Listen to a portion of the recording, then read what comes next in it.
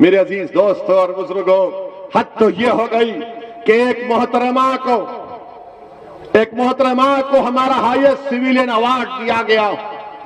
वो मोहतरमा टीवी के इंटरव्यू में कहती हैं कि देश को आजादी 2014 में मिली, 2014 में मिली। नहीं, थालियां मारने के लिए नहीं, सोचने बता रहा हूं। देखो आप, अगर वो बात मुसलमान कहता तो अब तक उस पर यूएपीए लग जाता। अगर वो बात मुसलमान कहता तो यूएपीए लग जाता। उसको जेल में डालने से पहले पुलिस स्टेशन में ले जाकर उसके घुटने के बाजू हजरत पुलिस एक छोटी सी गोली मारती उसको और बोलते तूने गद्दारी की। मगर वो रानी है, आप महाराजा हैं, कोई कुछ नहीं करता।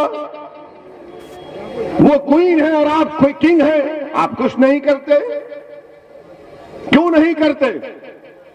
अगर हमारे मुंह से अगर गलती से भी निकल जाता, किसी ने इंडिया पाकिस्तान के मैच में कुछ लिख दिया गलती से, तो बाबा ने कहा गद्दारी का इल्जाम लगा के जेल में भिजा दिया जाएगा। बोलो बाबा।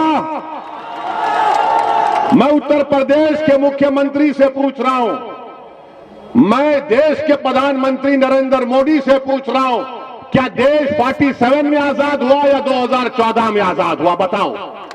और अगर यह गलत है तो क्या देश के प्रधानमंत्री और उत्तर प्रदेश के मुख्यमंत्री गद्दारी का इल्जाम लगाएंगे सेडेशन का? क्या सेडेशन सिर्फ मुसलमानों के लिए? क्या सेडेशन सिर्फ नौजवान तालिब इल्म और तुलबा के लिए? क्या सेडेशन किसके लिए फिर? और फिर इससे बढ़कर बात यह कि यह संविधान के खिलाफ है। कैसे खिलाफ है? भारत के संविधान में एक फंडामेंटल राइट्स है, हुकूक है और एक ड्यूटीज है। नरेंद्र मोदी बार बार बोलते हैं ड्यूटीज, अपना ड्यूटी निभाओ। नरेंद्र मोदी जी, पार्लियामेंट में बल्कि संविधान में लिखा है कि इस बात को हमको तालीम दी जा रही है संविधान के जरिए कि हर भारत के रहने वाले के लिए, नागरिक के लिए जरूरी है कि वो मुजाहिदीन आजादी की इज्जत करें। डायरेक्टिव प्रिंसिपल्स में लिखा गया। बताओ तुम क्यों खामोश हो? खाली एक बयान आ गया बीजेपी से कि इस बयान से हम नहीं मानते। नहीं मानते तो फिर हम जब बोलते हैं तो हम पर मुकदमा क्यों? हमको भी कहो कि तुम्हारी बात को नहीं मानते, मगर तुम जो चाहे मन गढ़ंत बातें अनाप शनाप बकते रहोगे। अगर हम इज़हारे ख्याल करेंगे, हमारी राय तुमसे मुख्तलिफ होगी, तुमको पसंद नहीं आएगी तो जेल मेरा मुकद्दर या गोली मेरा मुकद्दर बना दिया जाता है। ये कौन सा इंसाफ है? इस पर कोई बात नहीं होगी। कल हम सुन रहे थे, मीडिया के दोस्त हमसे बात किए कि देश के वजीर दाखिला अमित शाह ने अपने आजमगढ़ की तकरीर में जैम का जिक्र किया। हमसे पूछा गया जैम, हमने कहा हम तो टोस्ट पर जैम लगा के खा लेते, तो कौन से जैम की बात कर रहे हैं? हर बात में आजम खान। अरे क्या अमित शाह साहब, बगैर मुसलमान का नाम लिए रात में नींद नहीं आती क्या आपको? आपके पेट में इतना दर्द क्यों होता मुसलमान के नाम से? आप तो भारत के होम मिनिस्टर हैं ना, कि जैम में लगा दिया, आजम को ला लिया, मुख्तार को ला लिया। जिना के बारे में हमको क्या बोलना है? हमको ताल्लुक ही नहीं। मगर हमारे से ज्यादा ये लोग बोलते जिना, हम नहीं बोलते। मुसलमान जिना नहीं बोलता कभी, मगर ये लोग बोलते, जिसमें सब शामिल है। आप बताइए कि देश के होम मिनिस्टर हैं और नाम ले रहे हैं किसका? हैदराबाद को भी आए थे, हैदराबाद को भी आकर बहुत हमारे बारे में तस्करा किया। हर जगह हैदराबाद जब कभी आते अमित शाह या तेलंगाना आते, बोले ओवैसी ये, ओवैसी ये। हमने कहा हाँ, पूरे भारत के अगर कोई लैला है तो उसका नाम असदुद्दीन ओवैसी है, सब मेरे मजनू हैं। इनको सुकून नहीं मिलता ना, इनको सुनिए सुनिए, इनको सुकून नहीं मिलता। नाम लेना चाहिए मुसलमान का, नाम लेना चाहिए। अरे शिवली के नाम लेना था आजमगढ़ में, हजरत शिवली का नाम लेना था आजमगढ़ में, क्यों नहीं लिए? उन्होंने भी तो बहुत काम किया ना, तारीख बनाई इस मुल्क की, मगर इनको शिवली याद नहीं आया, इनको आजम याद आ गए। इनको कैफे आजमी याद नहीं आया, इनको मुख्तार याद आ गया। अच्छा ये बताइए होम मिनिस्टर साहब, आपने ये बताया कि ये मुसलमान क्रिमिनल है जो हम नहीं मानते आजम को क्रिमिनल। कोर्ट ने अभी कोई फैसला नहीं दिया, कोर्ट जब फैसला देगा मगर हमको ये बता दीजिए कि आपका होम मिनिस्टर, आप ही के मिनिस्ट्री में मिश्रा साहब मिनिस्टर हैं, उनका बेटा क्या जेल में फूल बेचने के लिए गया? जेल में उनका बेटा किस लिए जेल में है बताओ अमित शाह? उनका बेटा जेल में इसलिए है क्योंकि उसने 4 किसानों को अपनी गाड़ी से रौंद दिया, अपनी राइफल से गोली चलाकर उनका कत्ल किया, और आप उसको अपना मंत्री बनाकर अपने बगल में बिठाकर लखनऊ में कहते हैं कि मैंने टेलीस्कोप से दूर दूर तक देखा, कोई क्रिमिनल उत्तर प्रदेश नजर नहीं आया। तो किसी ने, कहने वाले ने कहा अमित शाह बाजू खड़ा है, तुम सामने देख रहे हो बाजू खड़ा है। आप बताइए ये बीजेपी का मामला, पेट्रोल की कीमत आसमान को छू गई तो देश की जनता गरीबों की आंखों में धूल झोंकने के लिए थोड़े से पैसे कम कर दिए, 10 रुपये 20 रुपये। जब आप 20 रुपये कम कर सकते हैं तो आप 40-50 रुपये भी कम कर सकते हैं, क्यों नहीं करना चाह रहे आप? गरीबों का वोट लेंगे और गरीबों का खून भी चूसेंगे, और महंगाई गरीबों को मार रही है। गरीब परेशान है, मगर ये लोग क्या कहते हैं? Jam jam. अरे खाने को खाना नहीं है, तुम कौन से जैम की बात कर रहे हो? मेरे अजीज दोस्तों और बुजुर्गों, ये बीजेपी का, और फिर हर तरफ से आप देख रहे हैं कि यहां पर अलीगढ़ मशहूर है, ब्रास के स्टैचूज बनते हैं, ताले बनते हैं, मगर क्या यह बात सच नहीं है कि नोटबंदी ने, जीएसटी ने, लॉकडाउन ने तमाम कारोबार को तबाह बर्बाद करके रख दिया? नोटबंदी ने, जीएसटी ने लॉकडाउन में बर्बाद कर दिया। वेल्डिंग का काम होता था, वेल्डिंग के काम के लिए उस सिलेंडर में ऑक्सीजन की जरूरत पड़ती, 1000 लोग, 1000 यूनिट बंद हो चुके हैं। मगर बीजेपी के लोग बात करेंगे तो जे की बात करेंगे, या जैम की बात करेंगे, या फुलां की बात करेंगे। मेरे अजीज दोस्तों और बुजुर्गों, और फिर अमित शाह कहते होम मिनिस्टर हैं, देश के होम मिनिस्टर हैं, वो कह रहे हैं कि जितने लोग क्रिमिनल हैं वो कहते हैं गोली मत मारो, हम आ रहे हैं।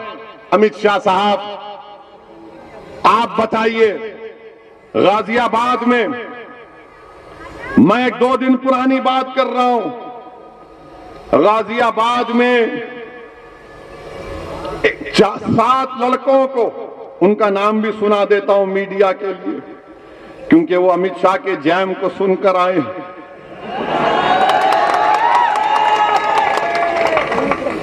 गाजियाबाद लोनी में मुस्तकीम, सलमान, मोनू, इंतजार, आरिफ, नाजीम और बोलो, इनको गाजियाबाद के स्टेशन इंचार्ज राजेंद्र त्यागी ने और वहां के इंस्पेक्टर ने ले जाकर इनके घुटनों के पास गोली मारी, छोटी सी, बड़ी नहीं, छोटी सी गोली मारी, और कहा कि लोग गाय की स्मगलिंग कर रहे थे, गाय की। उसके बाद मीडिया के लोगों ने, मैं सलाम करता हूं उस मीडिया के जिम्मेदार को, उसने जाकर जहां पर कहा कि ये वेयर हाउस है, यहां पर ये जानवर को लाते थे, गाय को लाकर उसको काटते थे, स्मगलिंग करते थे। उसने जाकर पूछा बाजू वालों से कि क्या यहां पर जानवर आता था? तो उसने कहा नहीं, ये तो स्क्रैप बेचने का जगह है। जब सबने कह दिया कि कुछ नहीं आता था, ये तो स्क्रैप बेचने की जगह है, माने जहां पे इनकाउंटर हुआ वहां पर बाजू, तो फौरन योगी आदित्यनाथ की सरकार ने क्या किया? राजेंद्र त्यागी का ट्रांसफर कर दिया। राजेंद्र त्यागी का ट्रांसफर कर दिया, इंस्पेक्टर का ट्रांसफर कर दिया, और अमित शाह बोल रहे हैं कि गोली मारते हैं। ये गोली मार रहे हैं आप, ये गोली मार रहे हैं आप मुसलमानों को, जहां पर कोई गाय की स्मगलिंग नहीं, आपने सिर्फ मार दिए। और मैं उन पुलिस वालों से कह रहा हूं, याद रखो, याद रखो, हमेशा बीजेपी इख्तिदार पर नहीं रहेगी, याद रखो, याद रखो मेरी इस बात को। अगर तुम यकीन नहीं कर रहे तो मणिपुर का एक केस सुप्रीम कोर्ट में चल रहा है। मणिपुर की पुलिस ने 70 लोगों का इनकाउंटर किया, आज वो केस चल रहा है बरसों के बाद, और हम नहीं भूलेंगे, हम कभी नहीं भूलेंगे कि 21 को याद रखो। कोई नहीं, कोई जुल्म को नहीं भूला जाएगा। समाजवादी लोग के लोग भूल सकते, हम नहीं भूलते। ना हम दोस्तों को भूलते हैं, ना जालिम के जुल्म को भूलते, और इंसाफ के लिए लड़ते रहेंगे, याद रखो। आज तुम एक हुकूमत के दबाव में आकर गोलियां चला रहे हो, याद रखो, एक एक गोली का इंशाअल्लाह अल्लाह भी हिसाब लेगा और कोर्ट भी लेगा। आप बताइए क्या है ये? वेयरहाउस के बाजू दुकानें, कह रहा है कहां की गाय, कहां की स्मगलिंग, तो आपने रातों रात उनको ट्रांसफर कर दिया। अमित शाह जिक्र करते हैं आजम का, हम पूछना चाहते हैं अमित शाह, आपने अल्ताफ का क्यों जिक्र नहीं किया? यही कासगंज का अल्ताफ जिसको इल्जाम था कि कोई बच्ची को लेकर भागा, अल्ताफ को लाया गया पुलिस स्टेशन में और दुनिया को बताया गया कि 2.5 फीट की नल की टूटी से अल्ताफ ने खुदकुशी कर ली। अगर कोई पुलिस का कासगंज का जो सस्पेंड हुआ है, अगर वो मुझे ले जाकर उस बैतुल खला में टॉयलेट में अपने गले में रस्सी डालकर मुझे बताएगा कि इससे आदमी मर सकता है, और वो अगर मरने के करीब आएगा तो मैं खुद रस्सी निकाल लूंगा उसके गले से, बताओ हमको, बताओ हमको। 2.5 फीट की टूटी को कोई खुदकुशी कर सकता है? और अल्ताफ की जान ले ली गई। वो कासगंज के जिन पुलिस के ओहदेदारों को सस्पेंड किया गया वो नाकाफी है, उनको अरेस्ट होना चाहिए, 302 का मुकदमा लगना चाहिए, 302 का मुकदमा लगना चाहिए, मर्डर का चार्ज लगना चाहिए, उनको जेल को भिजाना चाहिए, मगर नहीं करेंगे क्योंकि मरने वाले का नाम अल्ताफ था, मरने वाले का नाम अल्ताफ था। अगर मरने वाले का नाम गुप्ता होता या आलाजाद का होता तो पुलिस भी सस्पेंड, पुलिस भी गिरफ्तार, मुख्यमंत्री पहुंच जाते उसके घर को, मगर मरने वाला मुसलमान है, इसलिए खाली सस्पेंशन पर बात या ट्रांसफर पर बात खत्म हो जाती है। मेरे अजीज दोस्तों और बुजुर्गों, तरफे तमाशा ये है कि 2:30 बजे अल्ताफ की मौत होती है और 4 बजे 1.5 घंटे के बाद कासगंज की बहादुर पुलिस योगी आदित्यनाथ की गवर्नमेंट में 2:30 बजे अल्ताफ की मौत और 4 बजे अल्ताफ के खिलाफ उल्टा FIR किया जाता है। और अल्ताफ की मौत कौन की? FIR में क्या लिखते हैं कि नामालूम पुलिस वालों ने, नामालूम पुलिस वालों ने अल्ताफ को मार दिया। अच्छा, ये क्या आसमान से आए थे कि अल्ताफ को खुदकुशी देकर उड़ के चले गए, या नागपुर से आए थे? कहां से आए थे? नामालूम, अंग्रेजी में कहा अनडिस्क्लोज्ड, अननोन पीपल। वाह बाबा, क्या सरकार चला रहे आप। ये मजाक, एक इंसान के एक बाप को अपने बेटे से महरूम कर दिया गया और बाप से खाली पेपर पर अंगूठा ले लिया गया और लिख दिया गया कि इसका बाप तो खुश है हमसे। हाँ, जिस तरह देश की जनता योगी और मोदी से खुश है, सब खुश है, फिर सबको आप अंगूठे पे दबा दो और ले लो, मगर एक बाप ने तो अपने बेटे को खोया है ना। और याद रखो, जो लोग जुल्म करते हैं, अगर मैं भी जुल्म करता हूं तो मुझे अल्लाह कभी नहीं माफ करेगा। अल्लाह सुब्हाना व तआला जालिम के जुल्म को कभी नहीं बर्दाश्त करता। और एक मजलूम की आंख में जब आंसू आते हैं तो अल्लाह की रहमत जोश में आ जाती है। तुमने एक बाप से उसका बेटा छीना, इंशाअल्लाह ताला अल्लाह इंसाफ करेगा।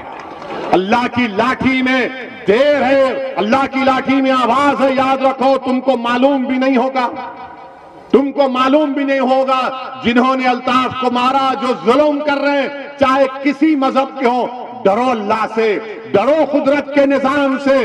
जुल्म करने वालों, फिरौन भी जुल्म किया, नमरूद भी जुल्म किया, यजीद भी किया, मगर इनका जुल्म खत्म हो गया। दुनिया में नाम हक का था, हक का रहेगा। दुनिया ने मजलूमों को इंसाफ दिला और इंसाफ मिलेगा इंशाअल्लाह ताला।